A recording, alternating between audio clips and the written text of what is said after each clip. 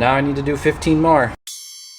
Making money like a mint, laying in my ice like shrimp, mint condition that I'm in, coming with the freshness.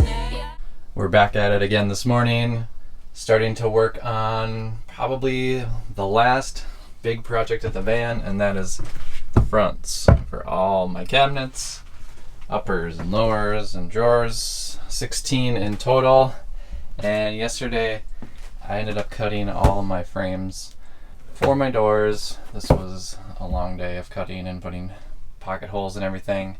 I will be trying to do basically like a shaker style door, and so today we're going to run to Home Depot or Lowe's or somewhere and try to find some MDF to do the inserts. So yeah, also got these window frames up yesterday. Really digging how these look and how the van's starting to turn out. But yeah, let's make a quick lumber run, get to it. Whew.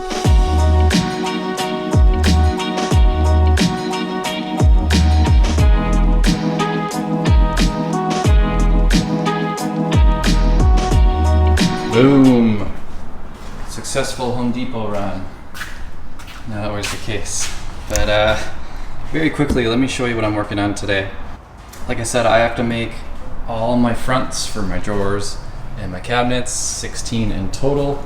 And I'm choosing to do shaker style doors just to give it a little extra pop, I guess, in the van. But I'm using poplar 1x3s for the frames, using pocket holes, which isn't the professional way to do it, but that's good enough for me.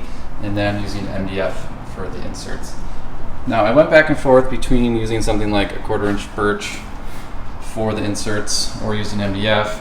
Apparently a lot of cabinet makers actually use MDF because it handles the seasons changing a little bit better, so it doesn't contract and expand as much.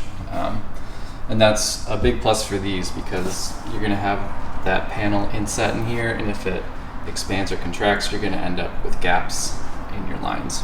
So last night I figured out all of my cuts for my inserts, and then I threw it into a free program that I found online that basically tells you how to maximize your sheets of plywood. And it turns out I only need one piece of plywood if I cut things a certain way. As you can see here, if I take advantage of doing cross cuts, I really only need 3 sheets of like 2x4, and that's what I ended up buying. I have 3 sheets of 2 feet by 4 feet by 1/4 inch MDF, and I should be able to slice these up fairly easily. But yeah, let's get to it and see how this first one looks.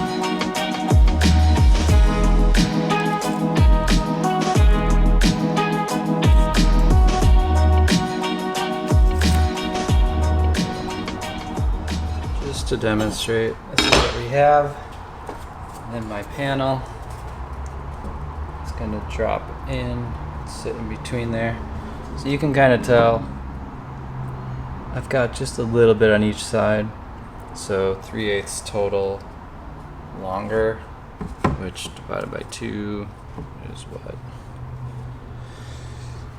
3/16 on each side I get to work with when I create the groove. So yeah, that looks perfect. I have all of my pieces labeled since I have so many. So we're gonna put a big fat 2 on here so that I know this one goes with the rest of my number 2s. All right, now I need to do 15 more.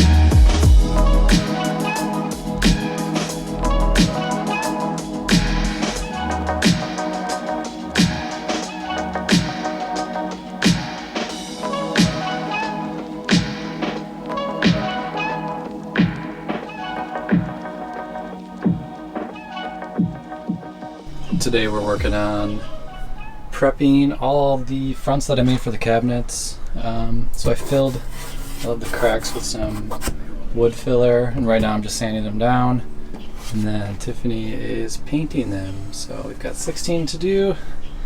Probably take us the rest of the night.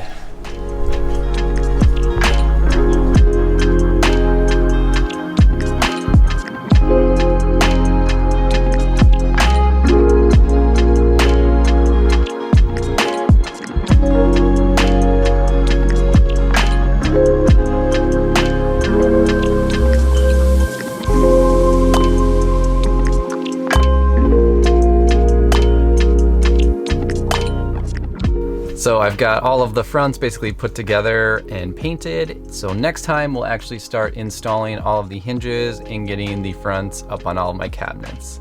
And real quickly, just want to talk about how I did the grooves in my 1x3s. It would be a lot easier if I had a routing table or something, but I didn't. So what I did was just drop the blade in the table saw and then just run my pieces through. So on 2 of the edges, you will see a hole, but you can basically just fill those up and then paint over it. It looks perfectly fine. But if you have any questions, please leave me a comment below. And as always, I will be continuing to post videos throughout my van build. So please subscribe if you are interested, and we'll see you next time. Pew!